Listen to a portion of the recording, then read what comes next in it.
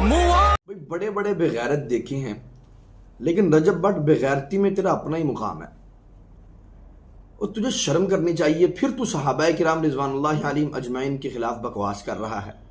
سال کے 12 مہینے اپنی سگی بہنیں پوری دنیا کو یوٹیوب پہ لا کر کے نچا کر کے دکھانے والے دیوس آدمی، تجھے کیا پتا صحابہ کا کیا مقام ہے؟ ہر محرم میں حسین رضی اللہ تعالیٰ عنہ کی محبت کی آڑ میں صحابہ کی گستاخی کرنا تیرے اوپر فرض ہے؟ خدا کا خوف کرنا چاہیے۔ تجھے کیا پتا صحابہ کے مقام کا؟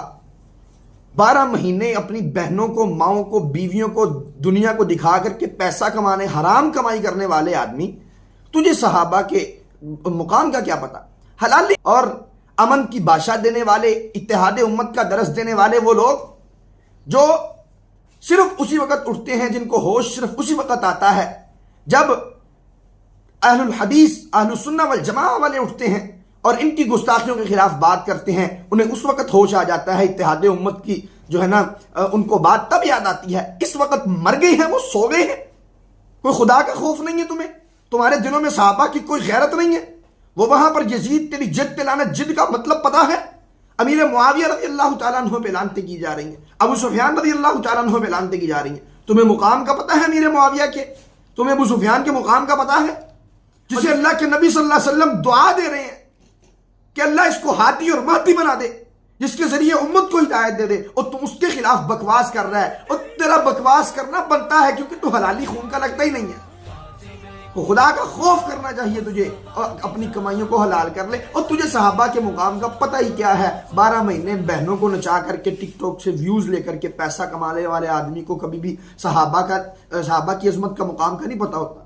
اور جس نے اپنا آئیڈیل سدھو موسے والے کو بنایا ہو، اور جس نے ایک سکھ کو اپنا رہبر بنایا ہو، اسے امیر معاویہ کی عظمت کا کیا ادراک ہوگا؟ اور تم کم از کم اپنا رہبر اپنے مسلک کے مطابق حضرت حسن و حسین کو بنا لیتا۔ اور تجھے کوئی خدا کا خوف ہوتا تو حضرت حسین کے نقش قدم پہ چل لیتا۔ تجھے کوئی خدا کا خوف ہوتا حضرت حسن کے نقش قدم پہ چل کے صلح کا پاس رکھ لیتا۔ تو خدا کا خوف کر، اللہ سے ڈر۔ بدبخت آدمی اللہ کی عذاب کو دعوت دے رہا ہے، رسول اللہ صلی اللہ علیہ وسلم کی جو ہے نا ناراضگی کو دعوت دے رہا ہے، جہنم کے عذاب کو دعوت دے رہا ہے۔ اہل بیت کی محبت کا بالکل یہ مطلب نہیں ہے کہ صحابہ کی مخالفت کی جائے۔